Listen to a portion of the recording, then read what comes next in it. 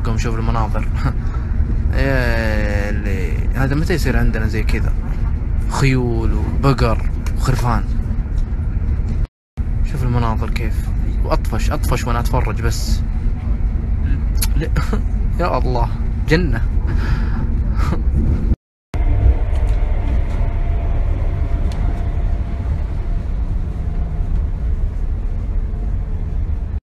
السلام عليكم، بالله خلونا نتكلم عن موضوع بسيط بس عشان الناس اللي ما يفهم.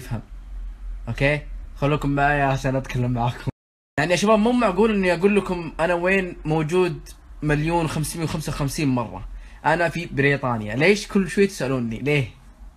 يعني الله يعطيك العافية يا حبيبي، انا في مدينة غارثبيل. شو اسمها يا خالد؟ وولز. يعني ودي احلف لكم لكن ما راح تصدقوني. المدينة اللي انا فيها ما شفت ولا الشاب، كلهم عجز. اوه اكثرهم يا عيال والله عجز، يمشون عجز في الشارع، شيبان. مدري ليه.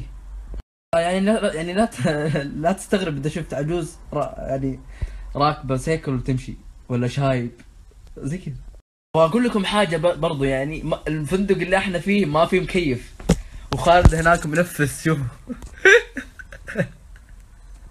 والله العظيم ما في مكيف، قسم بالله في الفندق ما في مكيف. شوف خالد خلاص يموت. خالد والله خلاص، طيب استهدي بالله.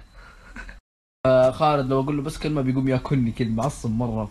والله ما في مكيف، يعني فندق متكامل والكامل الله ما في مكيف. كثير يسالوني يا ريان ليش المدينه اللي انت فيها كلها عجز؟ لان المدينه نفسها بريطانيا يسمونها ديرة العجوز، كلهم عجز، مدري ليه.